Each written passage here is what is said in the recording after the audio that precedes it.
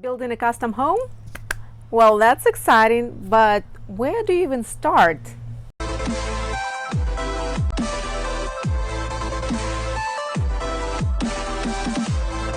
Hi, my name is Elena Kovrigin. I live and work in Asheville, North Carolina. If you're new to my channel, please consider subscribing so you don't miss another video. Today I'm going to talk about building a custom home, the process, the steps, and Asheville home builders. You know those three most important things in real estate: location, location, location. And when it comes to building a custom home, location should be one of the first things on your mind. So basically, it can be either in subdivision or not. Certain subdivisions or communities might have home lot packages available to you, or they might have a number of approved builders that work specifically in that community. They might even have an on-site agent who represents that particular developer or builder.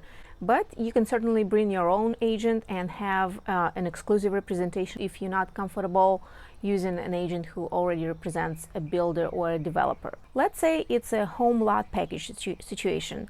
Then a number of things that you can pick and choose from will be limited. They will have a certain number of floor plans that you can choose from and a certain number of finishes or types of finishes that you can choose from. Some new home communities will allow you to bring your own builder. That way you have more freedom what goes inside your house, what kind of floor plan you have, what kind of finishes, but you still will most likely have to submit a floor plan and the plan of the house to the architectural review board, because most communities try to control what houses will look like in the community. These communities want to make sure that all the houses in the same community look kind of the same or along the same lines when it comes to style and design, because you don't want to see a very modern home next to a log cabin, for example. If you decide that communities with their HOAs and rules and regulation is not for you, then you need to find a vacant lot outside. You can certainly use the help of a qualified realtor who can help you find a lot that's suitable for your needs, can help you identify some of the problems with a lot and do some of the inspections, especially if there's a bank involved. Now, if you're using a lender to finance both a lot and a construction of a new home, then most likely a lender that will finance the construction of the house can use a vacant lot as a down payment for a new loan. When you finance both a vacant lot and the construction, you're going to have two closings in upfront. First one will be for your vacant lot, and second will be for a construction to perm loan. And usually at the very end, after the end of construction, after your house is complete, the lender is usually able to turn the construction to perm loan into your regular mortgage. So you're looking at lots and you think you found the one that you want to put an offer on. I recommend to get your builder, if you already picked one, get involved early on so that he or she can give you some recommendations. Because, for example, depending on the terrain, and let's face it, in our area we don't have a lot of flat land. There will be a lot of lots with various degrees of slope, and that can change the price of the house that's gonna go on those lots. The steeper the slope, the more expensive it will be, because the foundation, which usually is one of the most expensive parts of the house, will be more expensive. Now, speaking of builders, I have a whole playlist that's gonna be right up here somewhere about Asheville home builders. Hey, this is Brandon Bryant, Red Tree Builders. Hello, my name is Jimmy Pillin with Silver Dog Construction. Hi, Christopher Fox with Christopher Fox Builders. Hey, I'm Dustin with Millstone Contracting. Hi, this is Mario Salamoni with Solid Rock Builders. Hello, my name is Sean Sullivan with Livingstone Design Build. When you pick a builder, a great resource is Asheville Home Builders Association. I'll drop the link below for all that information.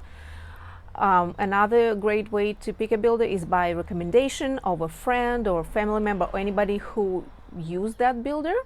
Regardless of how you find a builder, you still need to, or that's what I would recommend, to interview those builders. You need to ask them about their references, about their track record, and one of the most important things, about their financial references. Recently, everyone's been very complacent because times been good, the economy's been great, and we don't see a lot of builders who go bankrupt, but it can certainly happen, like it did in 2008 and 2009. So keep an eye on that.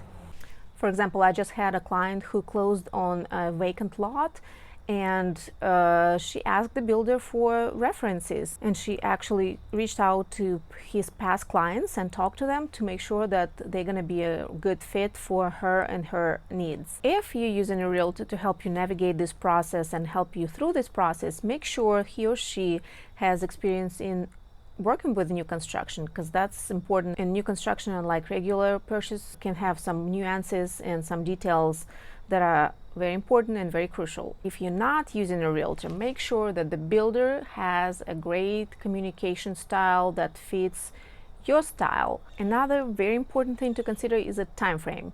Now, if you're paying cash for the construction of the house, you can just skip through this, you're all done with this video. But if you're using a bank, typically a bank can allow the construction of the house to be up to 12 months, and if they don't complete the construction by the deadline, there will be fees and fines associated with it. So in the very beginning, you want to make sure that the builder knows, and you might even want to have it in writing, that if the construction takes longer than what the bank allows, the fees and penalties will fall onto the builder and not you.